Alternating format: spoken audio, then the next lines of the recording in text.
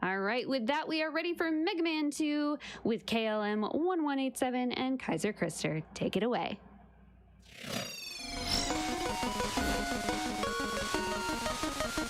Alright, thank you very much, Frisbee, and hello everyone. I'm Manix86. I'll be one of the commentators of this Mega Man race between KaiserKrister and KLM.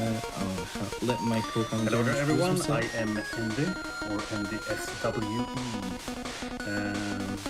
Yeah, I'm Mega Man 2 runner, yes, as Manix is, and we're going to commentate this hopefully awesome race.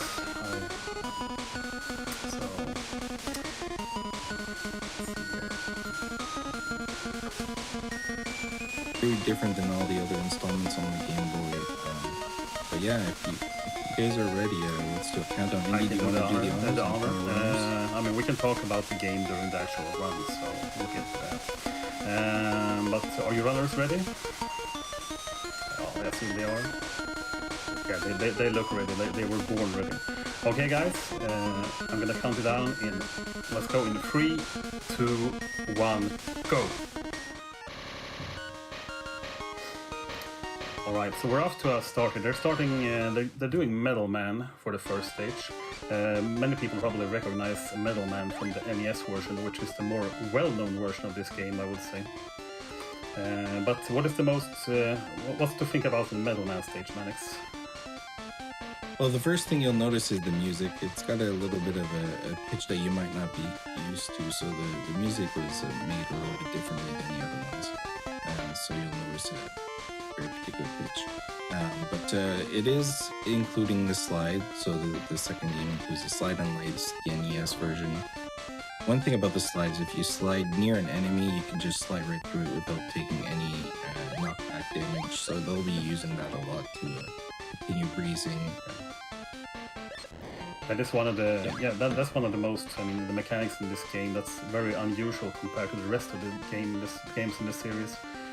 Because usually in mostly of all, I think all the other games, you basically stop or take a knockback when you hit something. But here you can slide through as long as you time it correctly.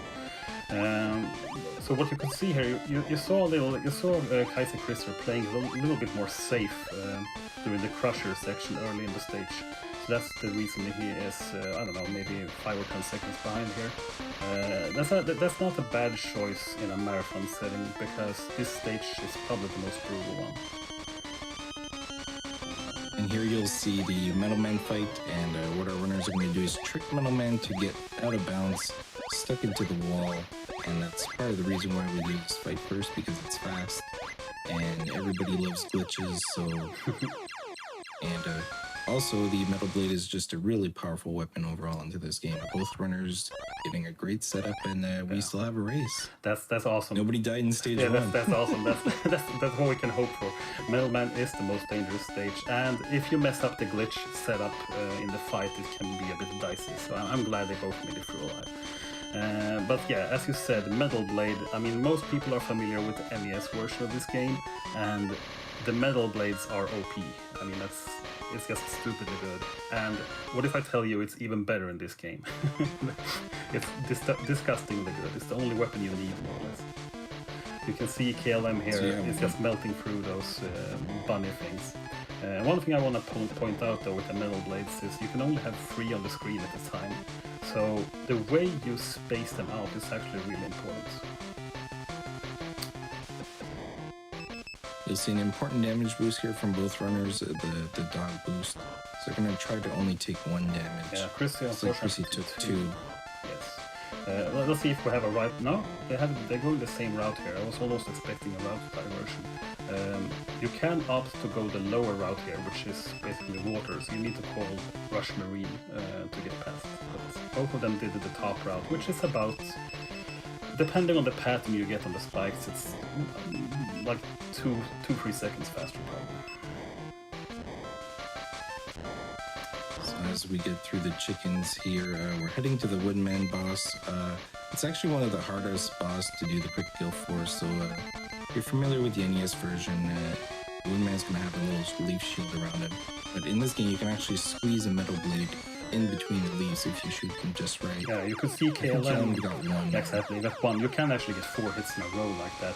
It's incredibly hard, but it's possible. But he did the very hard. the hard. I mean, they both did the safe setup, so to speak. And it's only marginally slower, and it was still really good kills from both of them. So, good job.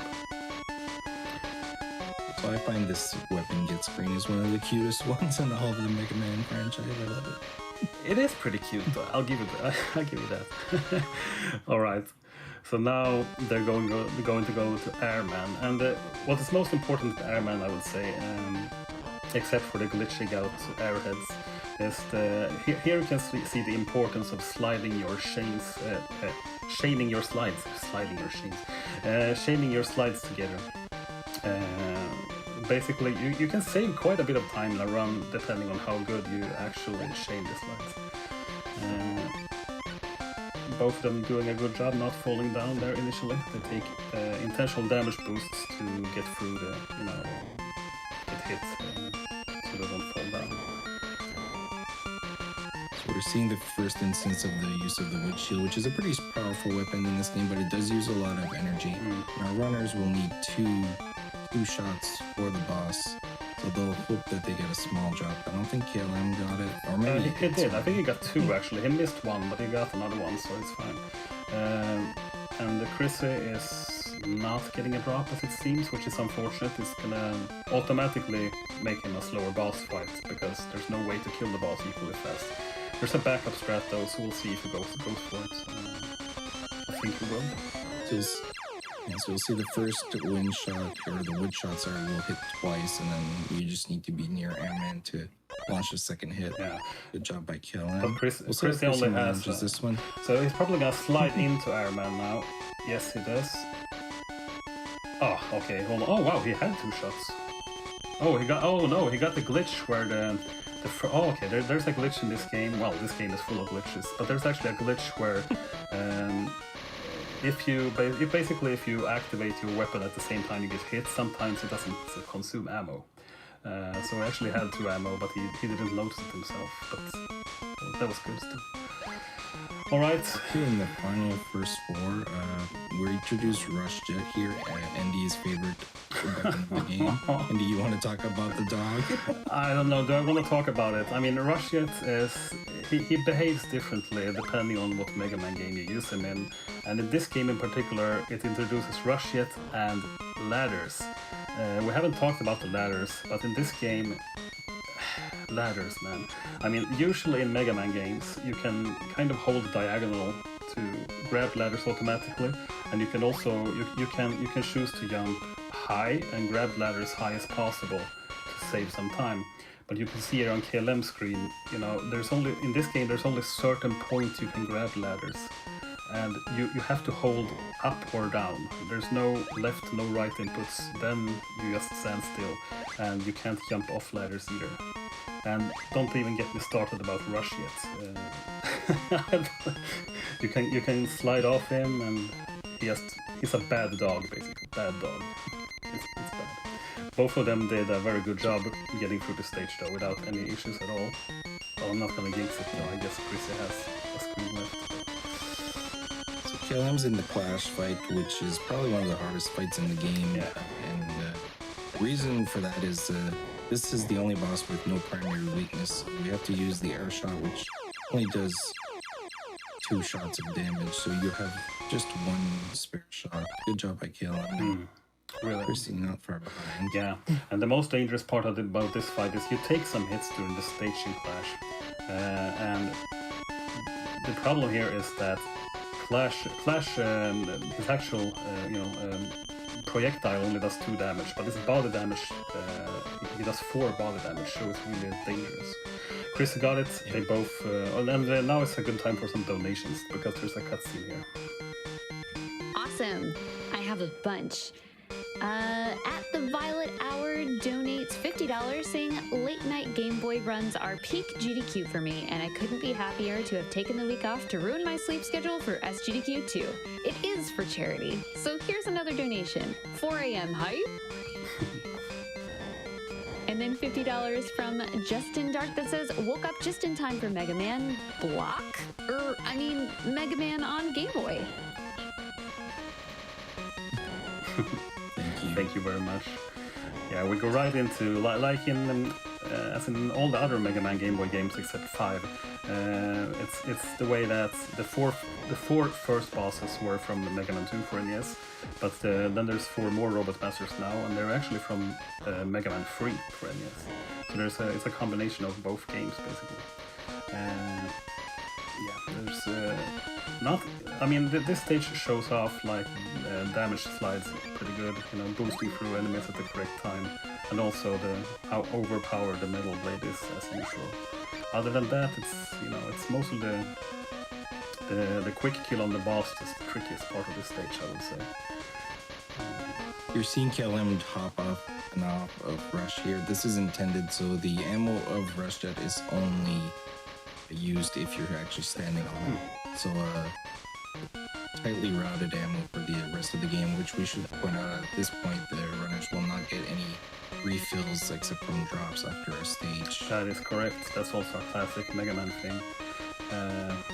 You get refills after the stages in the normal robot stages, but these 4 stages are considered like wild stages. So this is one of my favorite quick kills, so you sort of have to follow Magnet Man around and take some damage boost to stay behind him. It's actually really tough because you need to time your metal blades and take the damage boost at the correct time. KLM did a good kill. It was not the fastest kill. Let's see if KaiserKrister can get it. You can hypothetically kill him in the bottom right corner when he goes back. So let's see what KaiserKrister does. Okay, he's opting for a slightly safer version, but still equally fast to KLM. Yes. Now, Hardman We're stage. entering into hard. Oh, sorry, yeah, but if you have any more donations, now is a good time because there's not much going on in this stage, I guess. Absolutely. $100 from Hey Billy Mays here that says, Yo KLM, good luck on the run from the RGR crew.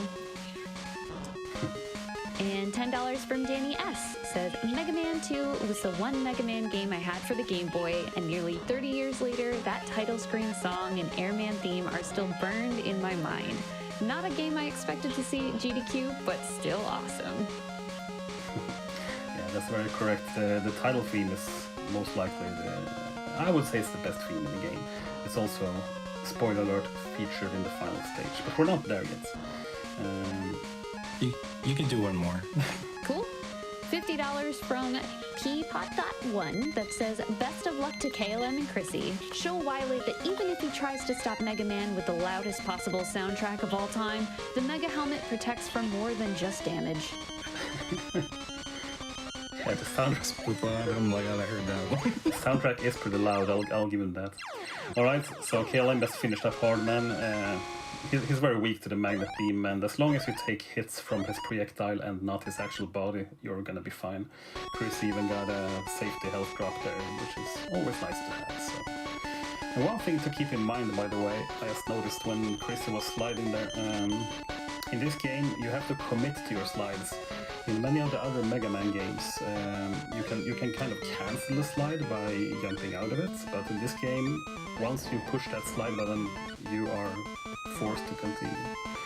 Okay, Top Man. This is where it starts to get funny, I would say, because now we got the Hard Man weapon. And what can we do with the Hard Man weapon, Maddox? I thought you were going to say it's because we get to use Rush Marine again, but yeah, the hard weapon, what we'll do is try to shoot at the exact moment that we cross a transition of the screen, and we'll sort of throw you into a different screen, and then when we see, it's going to make some funny stuff. Yeah. There's going to be some ones that are difficult to land, but there's going to be some ones like the one we're about to see on KLM screen where you can just use the ladder to position you at the right place. Oh, wow, so nice. As you can see, the graphics are already great job. Yeah, so as you can see, doesn't need to do anything in those screens, just zoom right by. Okay, if you wonder why I was excited there, he got extra ammo drops, but it's not, I mean, to do all the fastest strats, you want extra ammo drops in this stage because you can use them to get some extra hard knuckle. But there are some sips that are dangerous that actually has a potential hard locks and soft locks chances. So I guess it's good that they didn't go for it. You can see Krister performing the sips as well. Very nice, very nice. That skips 2 screens basically. And they should both. I mean, they're both doing a very good job, I would say. This is an awesome race so far. Sure. Okay. And yeah, the hard knuckle is like Andy was saying. Now they have to really watch out. They can't use more than what they were given. So if they see a drought, they might even consider to pick up a small pickup. Yeah. But yeah, this Needleman stage is probably one of the hardest stages to optimize fully. There's a lot of glitches, and I'm sure we won't see all of them today because one of them can actually freeze the game. So I don't think we're going to be seeing that one. No, But it's an up to you can actually perform. You will see all of the sips they're performing in a screen transition when they're going down, but it's actually possible to do when you're going up as well. But the setup is difficult, and you kind of get out of bounds, and it can mess up the game pretty hard. But this stage is also one of the harder ones of the wider stages, I would say. There's a similar section to Woodman when there's spikes coming from the ceiling, and the spikes do a lot of damage. So KLM's gonna wait out one there. So now we position. this is the opposite. The Elpis zip. Shout out to Elpis. But yeah, he got a really good cycle there. That was a really good cycle on the needles. And as you can see, he's positioned very wrong, but now when you got this screen, he is back in bounds, so to speak. So that's nice. This is the Needleman fight. We're going to switch to top, which is weakness, which is kind of an annoying weakness for this boss because this boss is dangerous when you're close to him. Yeah. But they're essentially going to try to do 2 hits per jump. I think they only got one. Yeah. He also does a lot of damage. And I mean, if you do this stage like crazy mode, like if you're going for a super PB or world record attempt or whatever, you usually end up with a very low health on the Needleman stage, on the Needleman fight. It's very dangerous. We have a very short cutscene here before the final stage, so Brisby, if you want to read just one quick donation.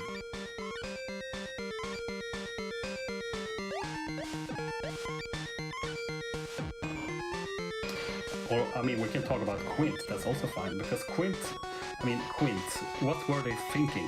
You know, you want some glorious lore info? Quint, that fight that KLM just did, is actually Mega Man from the future.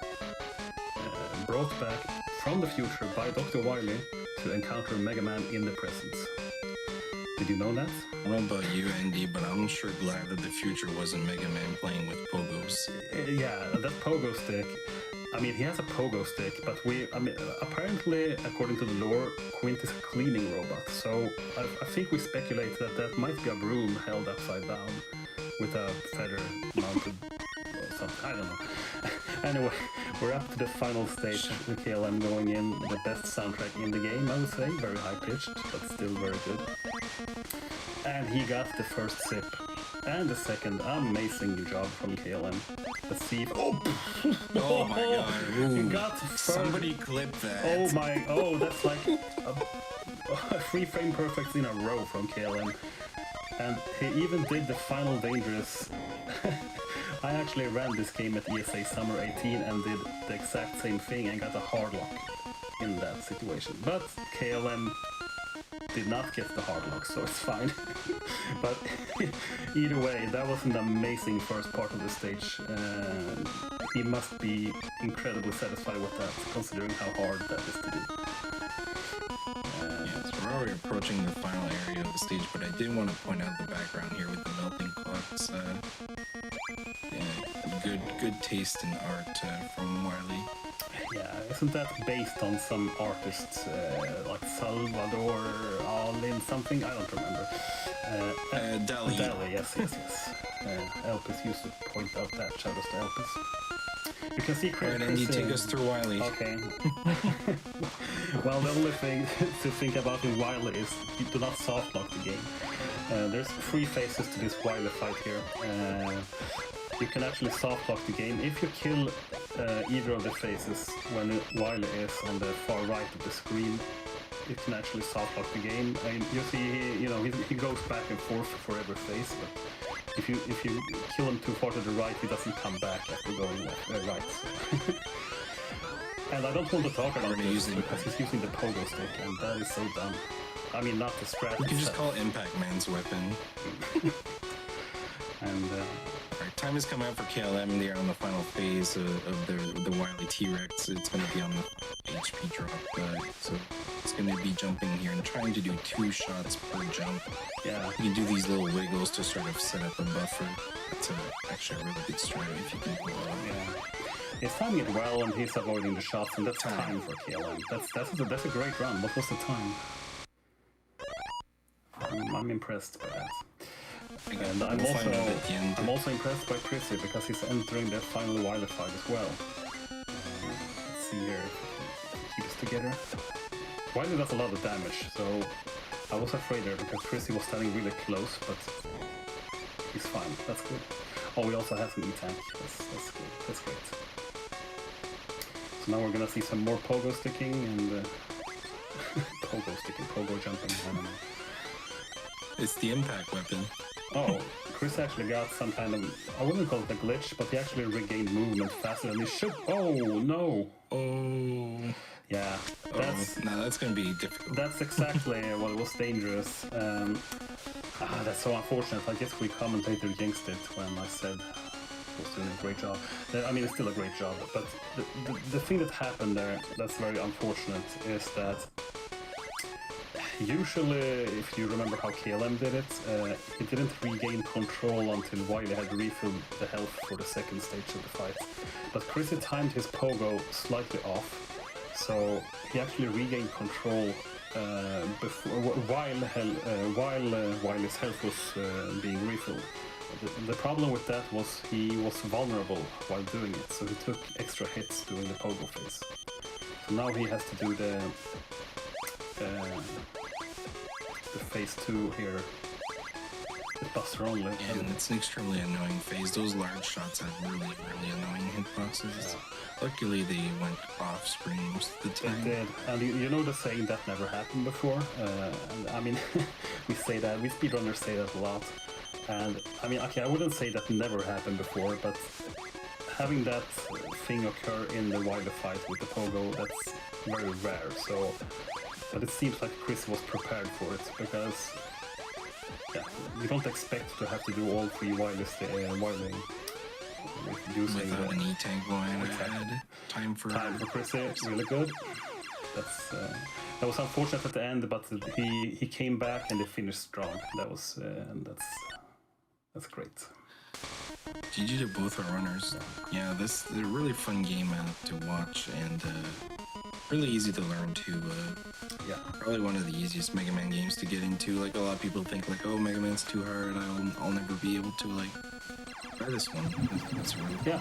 I would agree. I would say it's the easiest Mega Man games of all the Mega Man games for NES and Game Boy, I would say. I believe our runners want to say a few words here before we head off. Yeah, let's let them in.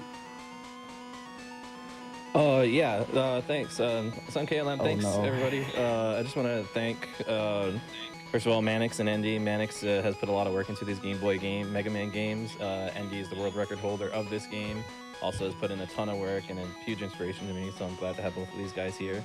I do want to thank my partner Chrissy too, because he's the one that actually asked if anybody wanted to submit this to GDQ. And I said yes, despite not having run this game for a couple of years and only really running it for like a month, and I honestly was surprised it got in. So if there's anybody out there who's like worried about submitting because they don't think it'll get in, just do it. You never know. I just want to thank also the classic Mega Man community. I love all those guys. Best community on Twitch. On Twitch and speedrunning by far.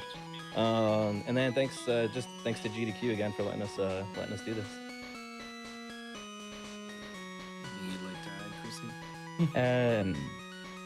Oh yeah, I do.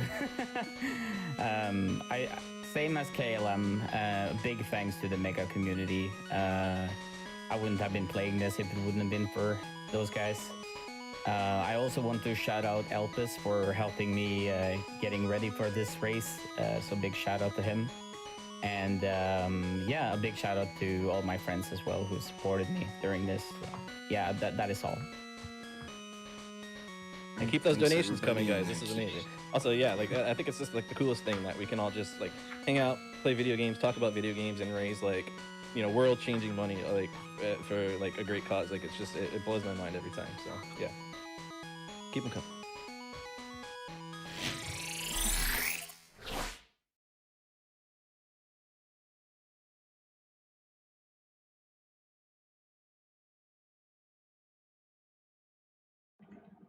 All right, thank you so much for that awesome rice. Finishing up some donations here for the Mega Man run. Jesse Lockhart donates $25 and says, "Gotta donate during the Mega Man 2 run. Loved the Game Boy Mega Mans as a kid. Getting the Blue Bomber action on the go, or for as long as those 4 batteries lasted, or if the lighting made it so I couldn't see the screen. Ah, good times. Good luck to the runners and keep up the great work, GDQ staff."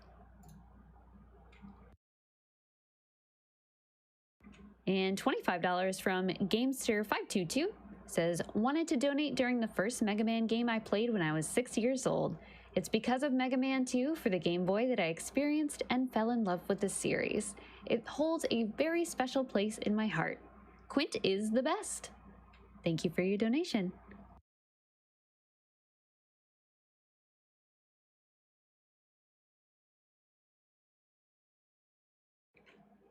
I also have a ton of $50 donations, all mentioning that Samus hat. 01 donates $50 for the Samus helmet. Just says Samus helm, Samus helm, Samus helm many times over. Thank you for your donation. If you haven't seen it, GamesDoneQuick.com, click on that prizes tab. It is a wearable Samus helmet. Incredible. So cool. You want it. Trust me.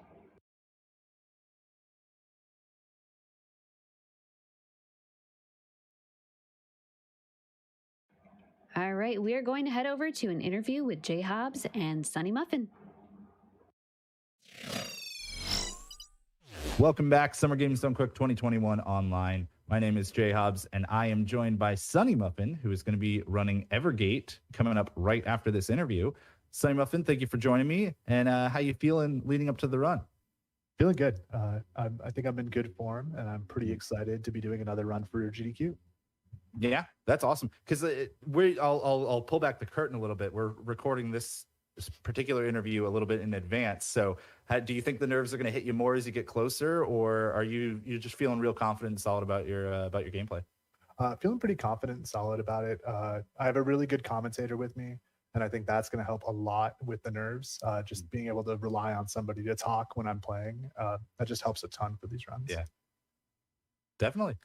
Well, you are somebody who has not only run Evergate, like you've run actually a bunch of different games. I, in particular, know you from running Ori and the Blind Forest Randomizer, and known you for a little while now. But one of the games that you're probably most known for is Octopath Traveler. That's kind of what you've put a ton of time into, which is a game that is completely different in just about every way from Evergate. Tell me a little bit about the journey that took you from running an RPG like Octopath to running a platformer like Evergate. Well, Octopath on its own is just an absolutely fantastic game with an amazing community behind it. But as time has gone on, that run has just gotten more and more degenerate. We rely so much on RNG that I need to take a break from it. So Gotcha. Being able to run a game like Evergate, that's a 2D puzzle platformer that has no RNG whatsoever, is just completely refreshing. And it's like, oh, I'm so mad at this game. So now I go over to something that everything is in my control. And I think that is just really refreshing. Oh, that's awesome. Now, Evergate is a game, I think it has some pretty unique mechanics to it. And it really lends itself towards speedrun skips because of those mechanics, in my opinion. What are some of your favorite aspects about running it? I mean, you already mentioned no RNG, pretty big one. But what about the movement and the mechanics? I think that just the skill ceiling is very, very high in Evergate. Your ability to do things on the fly it's rewarded. Just like from a casual perspective to a speedrun perspective, the run looks completely different. So the casual, you are able to use the game's slowdown mechanic to take your time and line things up. Whereas in a speed run, it's just bang, bang, bang, bang, bang. And the faster you're able to do the inputs and the faster you're able to react to what you're given is really what makes the run. Yeah, I totally agree, just from being a viewer of it and dabbling in the most slightest sense of playing a demo back at PAX East 2020. So totally understand you there. So for anybody who's not familiar with Evergate, has not really heard about this cool indie title, what are what are kind of a moment in the run or some aspects about the run that people should tune in for? So the big thing for the run is there's a couple of spots where it just looks very different than a casual playthrough, because there's in particular, there's two levels. There's corner clip jumps where you have to basically clip into a corner to reset your jump to do a level in a completely unintended way. The developers and their level design is fantastic, and a lot of times they like put the end gate just outside of your reach, and it teases you as a speedrunner because you're like, oh, how do I get to that as quickly as possible? So being able to do these large skips on levels that are completely unintended, I think really just makes the run for me. And just the being able to skip large parts of levels as a speedrunner just really appeals to me. Yeah, I call that the like Insomniac Games design mentality, which, because the Ratchet and Clank community gives me crap for it all the time. But I always like to talk about how they design their levels with the exits right near the entrances. I agree. I think it's a really cool, like, tantalizing thing for speedrunners. Now, you mentioned the developers a little bit there. If I'm not mistaken, I think the Evergate like speedrunning community has a pretty good relationship with the devs. Is that something you could talk to a little bit? Oh, yeah. So our speedrunning Discord is actually held within the general Evergate Discord. And the developers are just constantly there, willing to help out. Like if we encounter like a weird bug, if we have something come up, they are always there just having that conversation, that dialogue. There's been a couple of times that it's like, they thought about patching something and they didn't because the speedrunning community. But they did add some more like accessibility tools as patches came on, which I think is absolutely fantastic. Yeah. And they've just been amazing.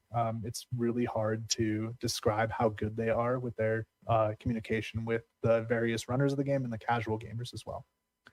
Yeah, that's awesome. And I want to also just highlight real quick, because Evergate, I think, got a fair amount of popularity with speedrunners, because there's some of these indie games that like you just get quickly a dozen speedrunners to all gravitate around right away and everything. But you're actually currently holding, if I'm not mistaken, second place in any percent and first place in 100%. So very accomplished on your end, Sunny Muffin. I want to give you a congrats on that. Which of the categories do you personally find a little more enjoyable than the other, or do you like them both for different reasons? How do you feel about those two? I think that any percent is more fun right now because of the competition. The times are just way more competitive than the 100% category, whereas 100% I think has some more routing challenges because you do have to do more in there and you're trying to cram it into just a tiny bit of time. So I think that when you're looking at the run as a whole, I think 100% is a little bit more interesting, but any percent just has that competitive element. Awesome. Well, I want to thank you again for your time, Sunny Muffin, for talking with me here. And I want to make sure to tell anybody out there, if you're watching this from bed, I know it's a little bit late night and everything right now, how can you not want to tune in for the chill voice that we've just been hearing here from Sunny the entire time? Like you've got perfect late night energy, my friend. Like I think that's a really good thing to have in a commentator's voice. So just want to applaud you on that. Well, thank you. Yeah. So everybody be sure to stay tuned, because Sunny Muffin is going to be running Evergate coming up just after this. I'm going to send it back to the host. Thanks all for watching Summer Games Done Quick 2021 online.